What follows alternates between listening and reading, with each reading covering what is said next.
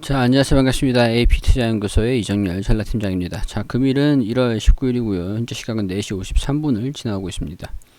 자, 지금 보실 종목은 두산중공업이고요. 코드번호 034020입니다. 자, 일단은 최근에 좀 시장이 굉장히 어려운 모습을 보여주면서 좀 선을 넘나들고 있는 그런 모습을 좀 보여주고 있어요.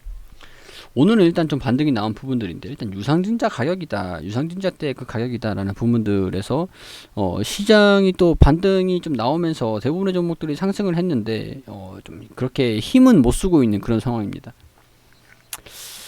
일단은 두산중공업 같은 경우에서는 여기서 추가적으로 주가 하락을 좀 제한시키는 모습을 좀 보여주지 않을까, 그런 생각이 좀 들어요. 인프라코 같은 경우서도 이제 패소를 하지도 않고 승소를 했는 부분에서 리스크가 대부분은 완화가 됐다라는 부분들이고, 이제 이런 실적들이 개선된다, 재무적인 부분들이 개선이 되는 게 사실상 진행이 된다라는 부분들로 확정이 좀 되는 게 정상적이지 않을까, 그런 생각이 좀 듭니다. 이게 아무래도 이번 연도 1분기에 인프라코를 매각을 하게 되고 하면은 2분기쯤에 좀 실적적인 부분들이 좀 개선이 좀 이루어지지 않을까, 그런 생각이 좀 들긴 해요. 자, 일단 그런 부분들이고요. 주가가 좀 이제 저점에 좀 위치해 있는 그런 시장에서 강제적으로 좀 눌리는 모습을 좀 보여줬다 보니까 오늘은 외국인이랑 기관에서 이 선에서 선타기를 잘 하고 있으면서 좀 들어와주고 있는 그런 모습을, 이 정도면은 유상증자를 한 그런 효과랑 거의 비슷한 효과를 낼 수 있는 부분들이니까, 물론 가격적인 차이는 좀 있겠지만 반영이 된 부분들의 주가니까요. 자, 근데 제가 좀 놓치고 있었던 부분들이 좀 있더라고요. 1월 15일에 공시가 난 부분들인데, 이게 신주식권 변경 상장을 한다, 추가 상장을 한다, 김영식 보통주 366주, 이런 부분들. 자, 증권의 수, 변경 전, 변경 후. 그렇게 많지는 않아요. 많지는 않은데, 일단은 1월 20일에, 신주유수권 증서. 신주유수권 증서가 뭐냐? 유상증자, 유상증자 효과가 있는 거라고 보시면 돼요. 전환가액이, 지금 이제, 자, 보면 전환가액이 이 가격이 되겠네요. 14,900원, 종류와 수. 근데 이 가격보다, 지금 현재 가격보다 좀 높은 가격에 좀 변경이 되는 부분들인 것 같네요. 뭐 이거는 내일 발행일이 2020년 12월 21일에 발행했던 부분들인데, 변경 증권 수가 좀 줄어들었다. 근데 증권이 아직 남아있는 게 좀 어느 정도 있는 것 같습니다. 자, 변경 후 주총수, 김영식 보통주, 자, 이런 부분들. 증권의 수가 좀 많다고 해도 가격적인 부분에서 14,900원이 상당 부분이기 때문에 크게 뭐 걱정하실 필요는 좀 없을 것 같아요. 음, 뭐 일단은 뭐 그런 부분들이고, 두산인프라코가 이제 본계약을 이번 달 말일에 본계약을 체결을 한다라고 하면은 이제 매각이 완전히 사실상 종료가 된다라고 좀 볼 수도 있는 부분들인 것 같고요. 또 이제 남은 것들이 FI 재무적 투자자의 또 합의적인 부분들도 소식이 또 있을 것 같습니다. 뭐 합의적인 부분들은 잘 합의를 할 수 있을 것 같다라는, 일단은 승소를 했기 때문에 합의를 할 수 있을 것 같다라고 보면 될 것 같고, 자, 이제 중요한 부분들이 언제 조정을 좀 마무리를 지을 것인가, 그런 부분인 것 같아요. 언제 조정을 좀 마무리.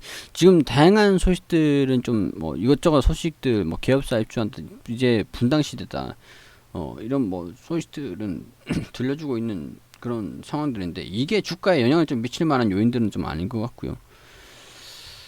자, 기술적으로 보면은 여기 121선에 좀 위치해 있는 부분들에서 좀 반등하는 모습들, 기술적으로 보면은 여기서 이제 반등하는 게 맞아요. 맞는데, 아직까지는, 좀 지켜봐야 된다라는 거, 좀 애매하긴 하죠. 이 부분. 일단, 자, 전체적으로 정리를 좀 해드릴게요. 두산이 이제 두산중공업과 두산퓨어셀, 두산중공업 밑으로 두산퓨어셀 파켓, 지배구조 개편을 했죠. 자, 두산퓨어셀, 두산중공업, 가스터빈 풍력발전, 트라이젠, SOFC, 수전에, 수소연료전지, 친환경 에너지 사업으로 집중을 한다라는 부분들이거든요. 근데 그 1월 20일에 바이든 행정부가 이제 취임식을 가지고 나면은 신재생에너지 관련 그런 기대감들이 어느 정도 반영이 될까, 그런 부분들을 단기적으로 좀 이제 내일 이슈로 좀 봐야 될 것 같아요. 자, 이제 구조조정이 좀 거의 대부분 완료가 됐고, 인프라코어도 이제 매각이 완전히 결정이 되면서 자구안은 사실상 거의 마무리가 됐다라고 좀 봐야 되는 부분들입니다. 이제 두산 피어셀이 왜 중요하냐? 지배주주 순이익을 좀 개선시킬 수 있는 게 두산 퓨어셀이기 때문에 중요하다라고 알고 계시면 될 것 같아요. 이제 두산 퓨어셀이 핵심 계열사다. 원자력 화력 발전 사업 중심에서 수소를 비롯한 신재생 산업에서 상당 부분 옮겨갔다. 가스터빈 발전, 신재생에너지 사업 축으로 하는 사업 포트폴리오가 새롭게 구성된 셈이다.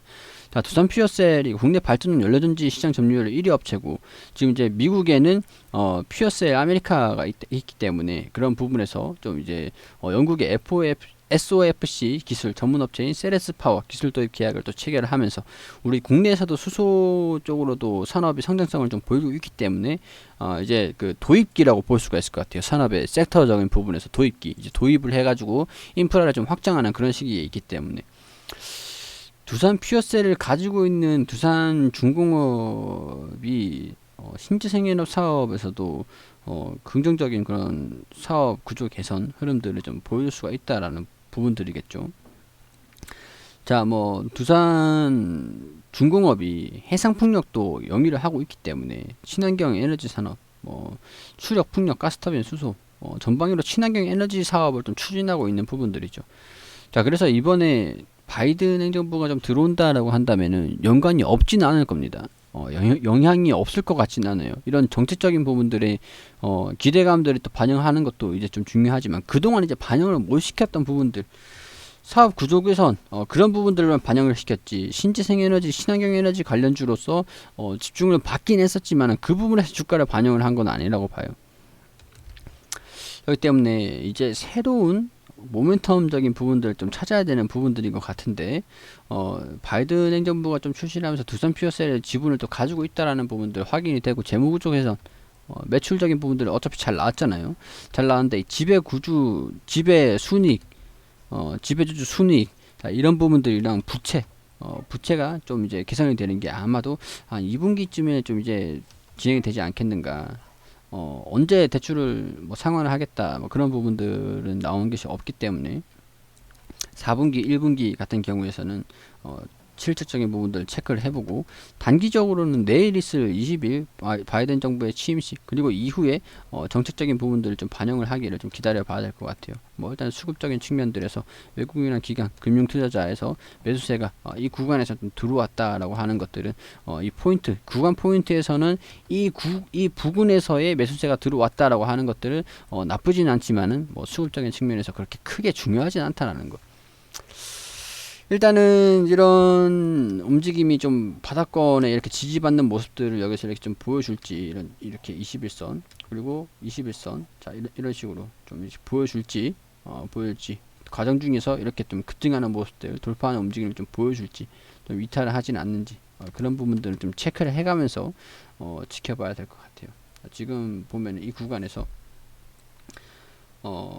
영역을 지워서 확인해보면 이평선들이 좀 보이는데, 이평선 120일 이평선에서 좀 밀집이 되고 있는 부분들 크게 볼게요. 크게 이평선들이 좀 확대가 됐다가 지금 다시 또 모이고 있는 그런 상황들이죠. 모이면은 다시 좀 주가 이평선들이 위로 확대가 되거나 아니면 밑으로 확대가 되거나, 아래가 밑으로 확대가 되면 장기 이평선 여기 241선이 좀 받쳐주고 있기 때문에 아무래도 저가 매수세가 좀 들어와주면은 이평선들이 다시 좀 확대되는 움직임을 좀 보이지 않겠는가. 이평선들이 확대가 됐다가 밀집됐다가 밀집됐다가 이런 식으로 좀 반복을 하잖아요. 자, 이 구간에서도 약간 그런 부분도 있어요. 자, 급등을 하기 전에 약간 이 121선이 약간 뚫고 올라가는, 주가를 강제로 밀어 올린 모습들을 좀 보이기도 했거든요. 이런 식으로 지지를 받으면서 주가가 추가적으로 하락은 하진 않았으니까. 자, 이렇게 좀 영향을 좀 긍정적으로 좀 주기를 기대를 좀 해봐야 될 것 같습니다.